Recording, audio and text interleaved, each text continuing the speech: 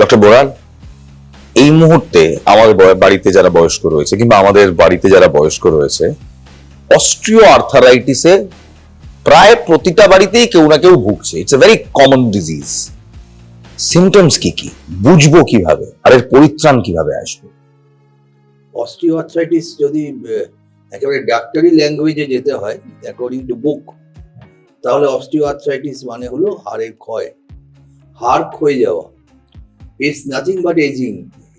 আমাদের যেরকম চুলের রং চেঞ্জ হয়ে যায়, চামড়া কুঁচকে যায়, চোখে ছানি পড়ে, হাড়েও কতগুলো চেঞ্জ হয়, যেটা বয়সের সঙ্গে সঙ্গে হয়। অস্টিওআর্থ্রাইটিস হচ্ছে হাড়ের বয়স হয়ে যাওয়া। সুতরাং এটা কিন্তু হবে এবং এটাকে আটকানো খুব মুশকিল। অস্টিওআর্থ্রাইটিসকে যদি একটু ডিলে করতে হয়, আমরা যদি যাই, আমার চুলের রং কারোর অল্প বয়সেই পেকে যাচ্ছে, কারোর অল্প বয়সে পাকছে না, একটু বেশি বয়সে পাকছে। সুতরাং অস্টিওআর্থ্রাইটিসও তাই। যদি আমাকে এটাকে ডিলে করতে হয়, মানে আমাকে মনে হয় যে আমি কিছুদিন বাদে আমার অস্টিওআর্থ্রাইটিস হবে, তাহলে আমাকে তিনটে জিনিস খুব ইম্পর্টেন্ট যেটা মাথায় রাখতে হবে। একটা হচ্ছে ক্যালসিয়াম লেভেল। আমার রক্তে এবং হাড়ে ক্যালসিয়ামের পরিমাণ যেন ঠিক থাকে। ক্যালসিয়াম হচ্ছে হাড় তৈরি হওয়ার যে মশলা, যেটাতে হাড় তৈরি হয়। আপনার সিমেন্ট বালিতে যেরকম দেয়াল তৈরি হয়, হাড় কিন্তু ওই রকম ক্যালসিয়াম আর ম্যাগনেসিয়াম দুটো জিনিসে হাড় তৈরি হয়। তাহলে ক্যালসিয়াম আর ম্যাগনেসিয়ামটাকে ঠিক রাখতে হবে, নাম্বার ওয়ান। নাম্বার টু হচ্ছে সেই ক্যালসিয়াম ম্যাগনেসিয়ামটা আপনার রক্তে রয়েছে, সেটা আপনার রক্তে ঘুরে বেড়াচ্ছে। আপনি বেশ করে ক্যালসিয়াম কিছু খেলেন, খেয়ে আপনার রক্তে মিশে গেল, সেটা আপনি রক্ত রিপোর্ট করে দেখলেন, বাহ, আমার তো বেশ অনেকটাই ক্যালসিয়াম আছে, তাহলে আমি ভালো আছি। কিন্তু ঘটনাটা তা না। ঘটনাটা হচ্ছে এই রক্তের ভেতর থেকে ক্যালসিয়ামটাকে নিয়ে একটা গাড়িতে চাপিয়ে হাড়ের মধ্যে পাঠানো হয়। ক্যালসিয়ামটা রক্ত থেকে একটা গাড়িতে করে, একটা ভেহিকল, একটা ক্যারিয়ার যেটা ডাক্তারিতে বলা হয়, সেটা করে হাড়ের মধ্যে ঢোকে। সেই হাড়ের মধ্যে ঢোকার যে ক্যারিয়ারটা, যে গাড়িটা, সেটা হচ্ছে ভিটামিন D3। ভিটামিন D3 যেটা ডেফিসিয়েন্সি আজকালকার দিনে এই এসিতে থাকার কারণে হয়। ভিটামিন D3 হচ্ছে এমন একটা গাড়ি বা এমন একটা ক্যারিয়ার যে কিনা ক্যালসিয়ামটাকে রক্ত থেকে নিয়ে হাড়ের মধ্যে ঢুকিয়ে দেয়। এবার আমি ক্যালসিয়াম রোজ খাচ্ছি, ম্যাগনেসিয়াম রোজ খাচ্ছি, দুধ খাচ্ছি, কিন্তু ভিটামিন D3 আমার অভাব হচ্ছে, তাহলে সেই ক্যালসিয়াম রক্তেই থাকবে, সেটা হারিয়ে যাবে না। আচ্ছা ডাক্তারবাবু, এই যে বলে ভিটামিন D3 এর জন্য সানলাইট প্রয়োজন, এক্সপোজার টু সানলাইট, এবং সেটাও একটা নির্দিষ্ট সময়ে, মর্নিং সান, এটা কি মিথ নাকি এটা ফ্যাক্ট? ইটস ফ্যাক্ট যে 10টার আগে, সকাল 10টার আগে পর্যন্ত যে সূর্যের আলো, সেটা ভিটামিন D3 জেনারেট করে। এবং এটা আমাদের কতগুলো একদম ছোটবেলা থেকে, যদি let us be very frank, কারণ আমাদের ফ্র্যাঙ্ক হয়ে যাওয়াই ভালো, ছোটবেলা থেকে আমরা কি বাচ্চাকে দুধ খাওয়াই? আমরা কি আজকাল বাচ্চাকে দুধ খাওয়াই না হেলথ ড্রিঙ্ক খাওয়াই? হেলথ ড্রিঙ্ক খাওয়ায়, ম্যাক্সিমাম মা বাবা হেলথ ড্রিঙ্ক খাওয়ায়। দুধের ডেফিসিয়েন্সিটা একদম ছোটবেলা থেকে তৈরি হচ্ছে। এবার তার উপর কি হচ্ছে, আমরা ওই বাচ্চাগুলোকে একটা ভারী ব্যাগের বোঝা চাপিয়ে দিচ্ছি স্কুল যাওয়ার সময়, সেটা ক্লাস 1-2 থেকেই হচ্ছে, এবং তারা কাঁধে করে কনস্ট্যান্ট ওই ব্যাগটা নিয়ে বড় হচ্ছে। ঠিক, সেই ব্যাগের ওজন অ্যাটলিস্ট 5 কেজি হবে। যেমন একটা বাচ্চার ওজনের ওপর তারপর কারো 5 কেজি চড়ছে, এবং সেটাকে তাকে ক্যারি করতে হচ্ছে সারাদিন। তার কি সেই কাঠামোর জোর আছে? তার কাঠামো কি এতটা শক্ত যে তার ওজন প্লাস 5 কেজি সে ক্যারি করতে পারবে? ঠিক। সুতরাং বাচ্চাকে প্রথম থেকে দুধ এর কোনো বিকল্প নেই, দুধ ইজ এ মাস্ট। যদি দুধে অ্যালার্জি থাকে বা যদি ইনটলারেন্স হয়, গ্যাস্ট্রিক ইনটলারেন্স হয়, তাহলে আলাদা কথা, আদারওয়াইজ দুধ খাওয়াতেই হবে, অন্য কোনো হেলথ ড্রিঙ্কে কিন্তু কাজ হবে না। অনেকেই আছেন, মানে ফ্র্যাঙ্কলি আজকালকার দিনে, আমাদের সময় আমরা দুধ খেয়েই বড় হয়েছে, কিন্তু আজকালকার দিনে এই অ্যাডের জগতে, অ্যাডের কল্যাণে মানুষ ভাবে দুধের থেকে হয়তো বেটার সাপ্লিমেন্ট কেউ দিচ্ছে। এবার এগুলো তো মার্কেটিং স্ট্র্যাটেজি, আমরা বুঝি যারা আমরা আজকে টেলিভিশনে কাজ করি কিংবা মিডিয়াতে কাজ করি, আমজনতা তো বোঝে না। বোঝাবার জন্যই তো এত কাণ্ড। আমরা বারবার সব ম্যাগাজিন বলুন বা অডিও ভিজুয়াল বলুন, যেগুলো প্রিন্ট মিডিয়া, সব জায়গায় কিন্তু দুধের বিকল্প নেই। আপনি যদি একটু আমাদের পূর্ব ভারত থেকে পশ্চিম ভারতের দিকে যান বা উত্তর ভারতের দিকে যান, দক্ষিণ ভারতেও তাই, ওরা রাত্রিরে দুধটা খায়। রাত্রিরে বিফোর ডিনার 1 গ্লাস দুধ কিন্তু পুরো সাউথ ইন্ডিয়া, ওয়েস্ট ইন্ডিয়া খায়। এবং নর্থ ইন্ডিয়ায় যদি আপনি যান তারা দুধ, দই, ঘোল, লস্যি সব ছাস, খাচ্ছে, সবচেয়ে বেশি ছাস খায় তারা। খাচ্ছে, কিন্তু তারা তাদের হেলথ ওই জন্য আমাদের থেকে বেটার। এবং নট অনলি দ্যাট, এর পরে যেটা হচ্ছে সেটা হচ্ছে তারপর বাচ্চা যখন একটু বড় হয়ে গেল, তখন সে ঢুকে গেল একটা ঠান্ডা ঘরে, সে চাকরিতে ঢুকে গেল, কাজে ঢুকে গেল, সে জিম করছে কিন্তু গায়ে রোদ লাগাচ্ছে না। কারণ এসি জিম করছে, সে Condition জিমটা gym। কিন্তু এসিতে করছে, গায়ে রোদ লাগছে না, কিন্তু এক্সারসাইজ চলছে।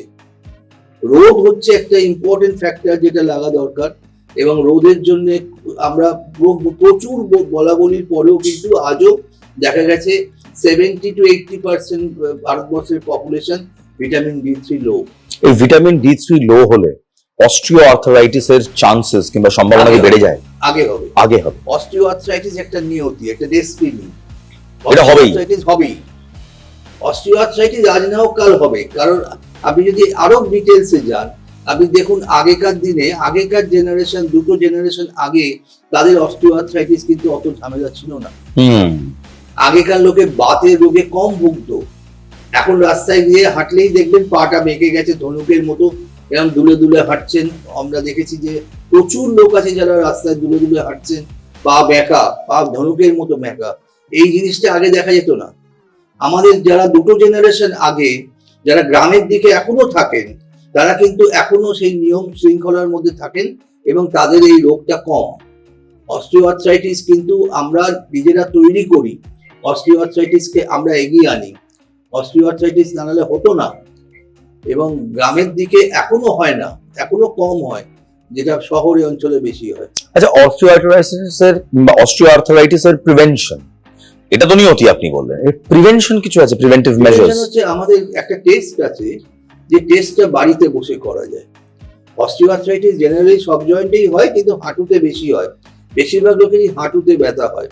আমি এই যে সোফায় বসে আছি, আমরা সোফায় পাটা, এই হাতের তালুটা যদি আমি হাঁটুর ওপর রাখি, রেখে পাটা সামনে পেছনে দোলাই, যেটা হবে ঠিক এরকম ভাবে দোলালে, যদি অস্টিও আর্থ্রাইটিস আপনার খারাপ অবস্থায় থাকে, তাহলে হাতে একটা কড়কড় করে শব্দ আপনি শুনতে পারবেন, ফিল করতে পারবেন, যেটাকে বলে ক্রেপিটাস, ডাক্তারিতে বলে ক্রেপিটাস।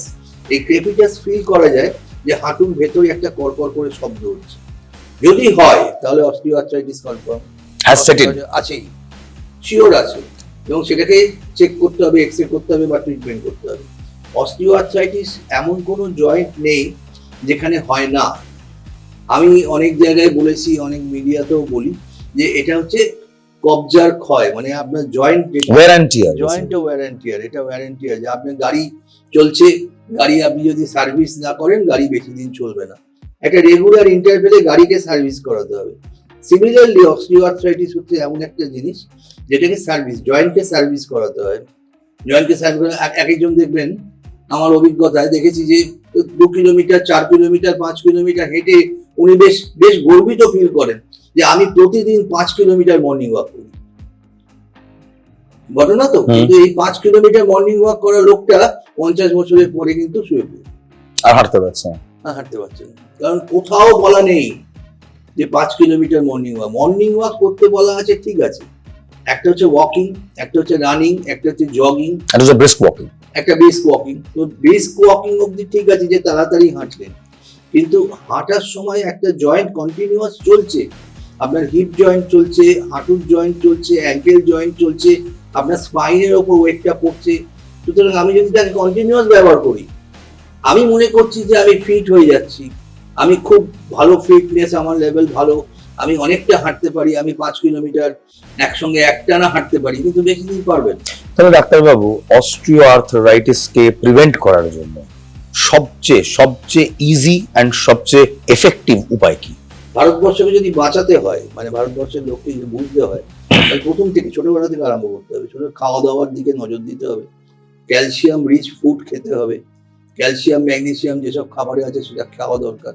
2 নম্বর হচ্ছে নিয়মিত শরীরচর্চা মানে কিন্তু দৌড়দৌড়ি নয়, আপনি দাঁড়িয়েও ফ্রি হ্যান্ড এক্সারসাইজ করতে হবে। ফ্লেক্সিবিলিটি যতক্ষণে করছেন, ততক্ষণে আপনার গায়ে সূর্যের আলোটা লাগছে।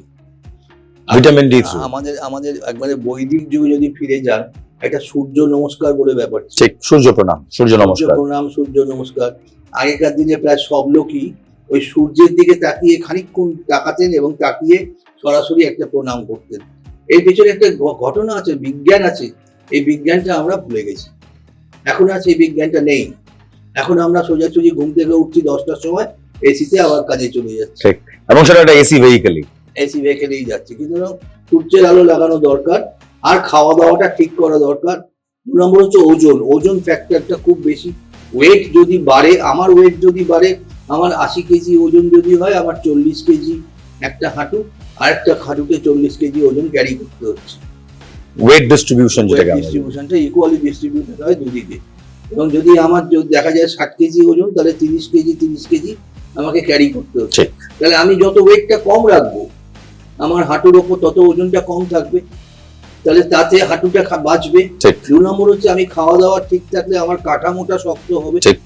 2 নম্বর। 3 নম্বর হচ্ছে আমি যদি কম ব্যবহার করি আমার জয়েন্টটাকে, মিনিমাম 20 মিনিট হাঁটলাম, 5 মিনিট বসলাম, 20 মিনিট হাঁটলাম, 5 মিনিট বসলাম। আপনি কার্ডিও এক্সারসাইজ যদি দেখেন, ওটা সপ্তাহে 5 দিন করতে বলা হয়। ঠিক, 7 দিন নয়। 7 দিন নয়, বিকজ 2 দিন রেস্ট দরকার। ঠিক। এটা যারা ফলো করবেন তারা ভালো থাকবেন। একেবারে অসংখ্য ধন্যবাদ, অসংখ্য ধন্যবাদ ডক্টর বড়াল, যে এত সহজভাবে বললেন যে it is all about getting back to the roots. অসংখ্য ধন্যবাদ, এবং আমরা আশা রাখবো ভারতবর্ষের মানুষ আপনার এই সাজেশনস গুলো নেবে এবং ওয়্যার এন্ড টিয়ার যেটা হবেই, অস্টিওআর্থ্রাইটিস যেটা নিয়তি, সেটাকে অ্যাটলিস্ট প্রিভেন্ট করতে পারবে। পিছিয়ে দেওয়া যাবে। একেবারে ধন্যবাদ স্যার।